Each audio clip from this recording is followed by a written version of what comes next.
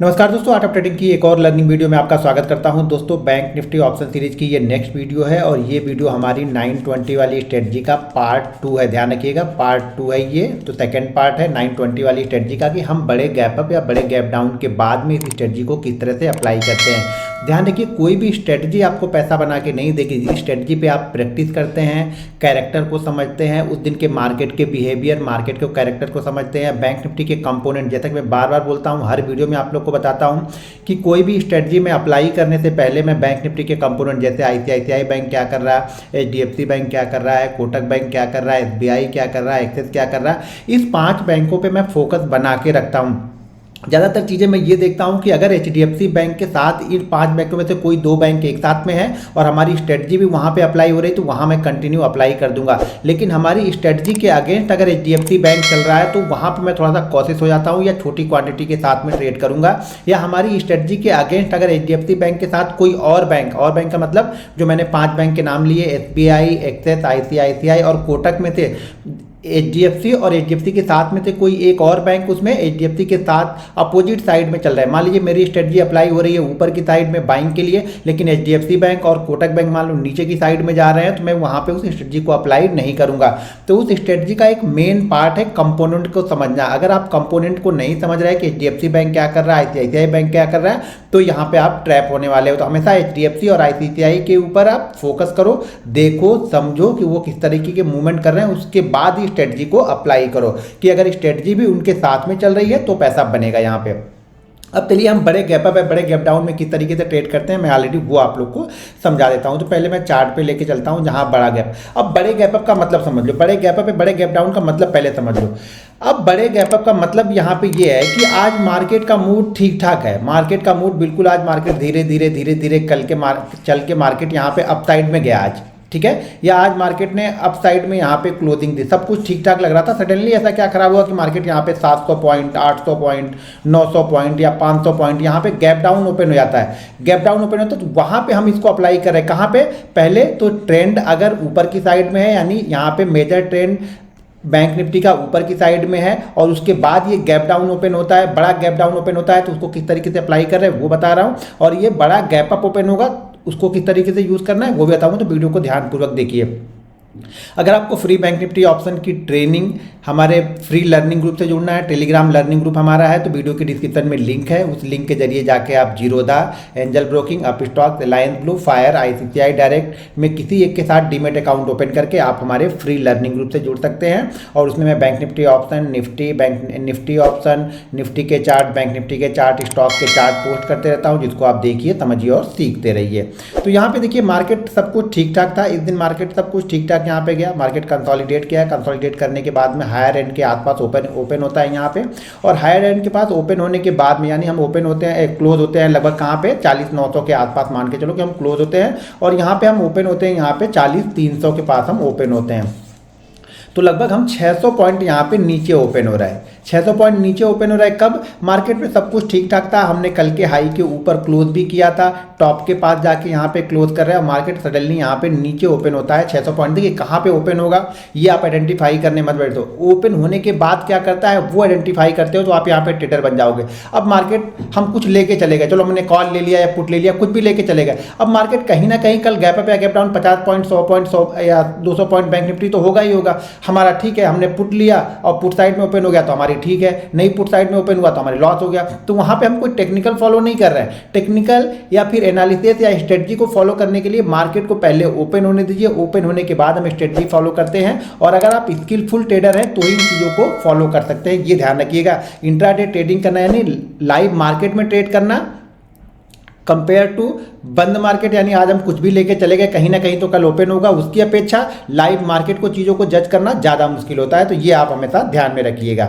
अब यहाँ पे देखिए मार्केट यहाँ पे ओपन होता है 40,300 के पास ओपन होता है। पहली कैंडल यहाँ पे 5 मिनट की बनती है और पहली कैंडल के बाद अगर देखिए 2 चीज़ें यहाँ पे ध्यान रखनी है। पहली, मार्केट क्या हो, मार्केट अप साइड में गया हो और ऊपर की साइड में जाके क्लोज कर रहा है और सडनली मार्केट अगले दिन नीचे की साइड में ओपन होता है और पहली कैंडल ग्रीन ही होनी चाहिए, ये ध्यान रखिए। अगर ये पहली कैंडल रेड होती तो मैं इस इस स्ट्रेटजी 920 वाली स्ट्रेटजी को अप्लाई नहीं करता, ध्यान रखिएगा। सिर्फ अगर 920 स्ट्रेटजी आपके दिमाग में है तो पैसा नहीं बना पाओगे। कंपोनेंट के साथ में अगर 920 स्ट्रेटजी अप्लाई करते हो तो पैसा बहुत बनेगा और बहुत अच्छा पैसा बनेगा, ये चीज़ ध्यान रखिएगा। तो यहाँ पे क्या हो रहा है, पहली कैंडल हमारा यहाँ पे रूल क्या है, पहला रूल तो ये है कि मार्केट का ट्रेंड अगर अप हो उसके बाद डाउन खुलता है, ठीक है। सेकेंड रूल हमारा क्या है, सेकेंड रूल हमारा ये है कि यहाँ पे जो पहली कैंडल बने वो ग्रीन ही बननी चाहिए, ठीक है। पहली कैंडल ग्रीन ही बननी चाहिए, यानी अपनी जहाँ से ओपन हुआ है उसके ऊपर ही क्लोज होनी चाहिए, यानी पहली कैंडल क्या होनी चाहिए, ग्रीन होनी चाहिए। तीसरी चीज़ 920 के बाद हम इस स्ट्रेटजी को जो भी इसका हाई होगा वो हम यहाँ पे जो भी हाई होगा वो हमारा बाइंग होगा, यानी हमारी एंट्री प्राइस होगी। हमारी एंट्री प्राइस क्या होगा, इसका हाई हमारा एंट्री प्राइस होगा। अब एक चीज़ ध्यान रखना, बड़े पैसे के लिए जा रहे हैं, ये मूवमेंट बड़ी होती है हमेशा, तो थोड़ा सा स्टॉप लॉस भी बड़ा होता है। तो यहाँ पे स्टॉप लॉस जैसे बाकी 920 वाली स्ट्रेटजी में हम 70 से 80 पॉइंट की मैं अप्लाई करता हूँ, यहाँ पे आपका स्टॉप लॉस 100 से लेकर के 120 पॉइंट के बीच का एडजस्टमेंट करना पड़ता है। ये ध्यान रखिएगा, मूवमेंट के हिसाब से गैप कितना गैप डाउन ओपन हुआ है, वॉलेटिलिटी कितनी है, उसके हिसाब से आपको 100 से 120 पॉइंट का यहाँ पे एसएल आपको फॉलो करना पड़ेगा। ये ध्यान रखिएगा, एसएल बहुत इंपॉर्टेंट है। अगर आप ये एसएल फॉलो नहीं करते हो तो पैसा नहीं बनेगा। तो 100 से 120 पॉइंट का यहाँ पे आपको एसएल फॉलो करना पड़ेगा। और जैसे देखिए इस स्टॉक से निकाला बैंक निफ्टी ने 40,600 निकाला, इसी फ्लो में ये कहाँ तक गया, इसी फ्लो में 40,800 तक गया। थोड़ा कंसोलिडेशन के बाद फिर से यहाँ पे 41,000 और सडनली ऊपर की साइड में चलते चला गया यहाँ पे बैंक निफ्टी। जब भी इस तरह की कंडीशन बनेगी, ध्यान रखिएगा, मार्केट का ट्रेंड बहुत इंपॉर्टेंट है।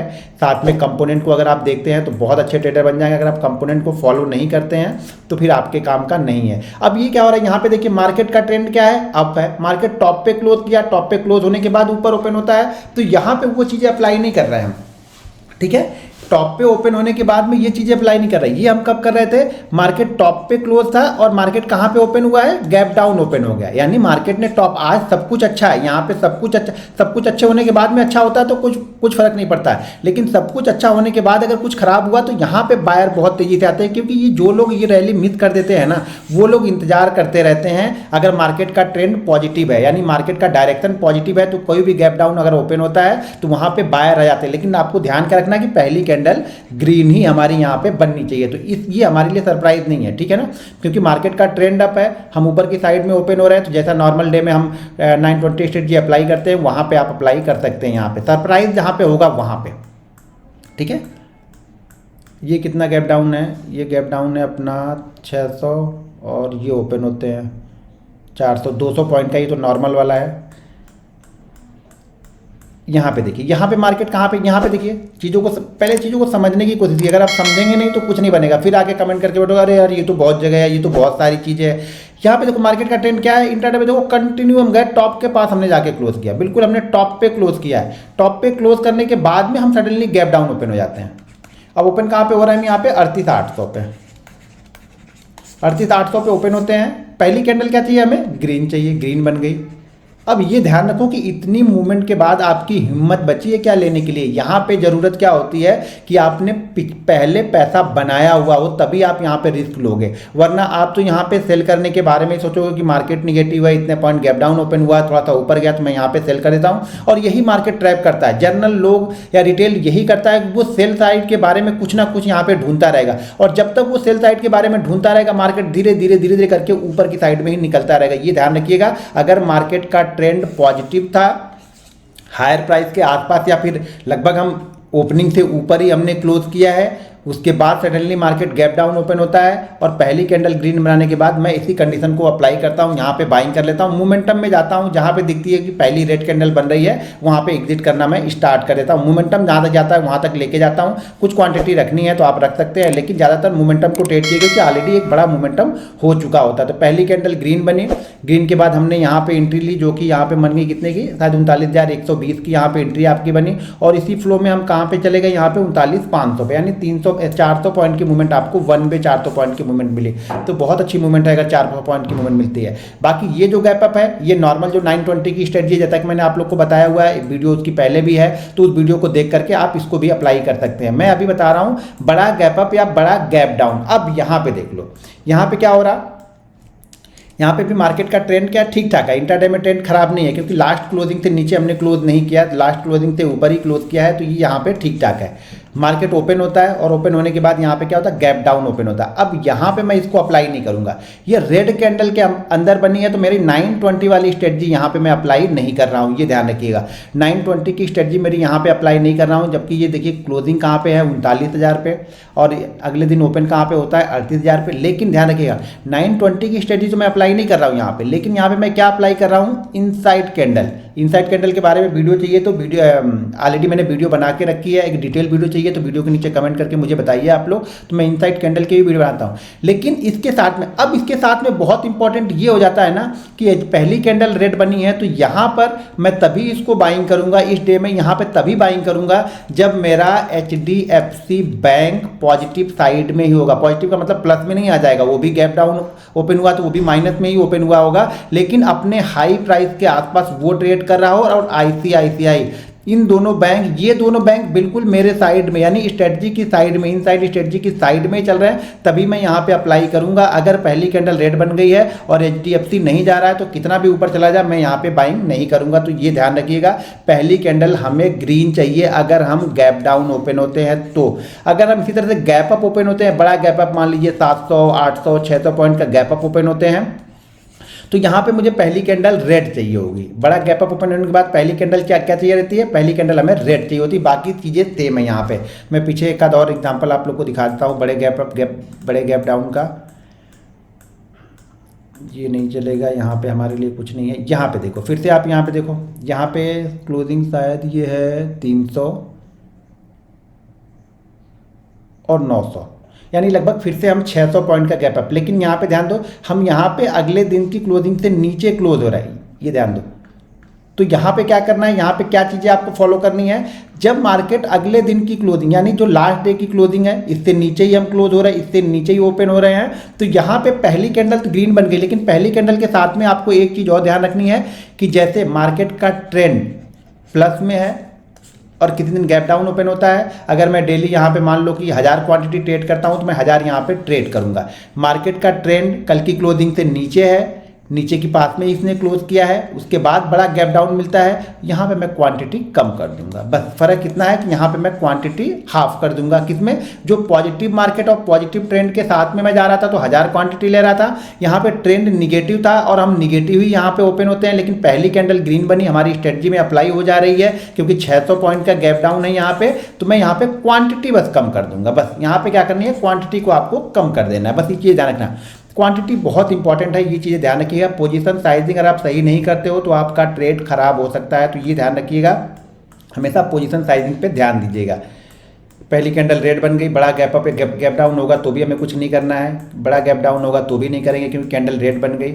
यहाँ पे ये गैप अप है, लेकिन ये क्या है, उसी साइड में है, जिस साइड में हम चल रहे हैं उसी साइड में है, तो यहाँ पे हमारे लिए कुछ ज़्यादा फर्क नहीं पड़ेगा। जो 920 की स्ट्रेटजी है उसको हम अप्लाई करेंगे, लेकिन अगर वो 300 पॉइंट के नीचे है, तो 300 पॉइंट के ऊपर है तो पहली कैंडल मुझे रेड चाहिए होगी। अब यहाँ पे देखिए, जैसे ये है, यहाँ पे मार्केट ठीक ठाक है, ना ऊपर है ना नीचे है, और यहाँ पे ये ऊपर की साइड में ओपन हुआ है। पहली कैंडल रेड भी बनी है, लेकिन इसने क्या किया है, बड़ा गैप डाउन। बड़ी पहली कैंडल रेड बनेगी, मार्केट की ट्रेंड की साइड में ही रेड बनेगी, तो क्या करेंगे, क्वांटिटी हम कम रखेंगे। ये ध्यान रखिएगा, क्वांटिटी कम रखनी है। अगर ये नीचे की साइड में ब्रेक डाउन करता तो हम यहाँ पे क्वांटिटी को कम करते, क्वांटिटी हम 500 ही रखते। बाकी इनसाइड कैंडल बनी हुई है, तो जैसे इनसाइड कैंडल को हम फॉलो करेंगे, उस साइड से हम इनसाइड कैंडल को फॉलो करके इसको लेके जाएंगे। देखिए, सारा गेम बिलीव का है, सारा गेम एक्सपीरियंस का है, सारा गेम आपको कंपोनेंट को किस तरीके से आप देखते हैं का ये ध्यान रखिए। कंपोनेंट मेरे लिए बहुत इंपॉर्टेंट है। अगर मैं बैंक निफ्टी में सक्सेसफुल हूं तो मेरे लिए component HDFC, ICICI, axis bank क्या कर रहे हैं,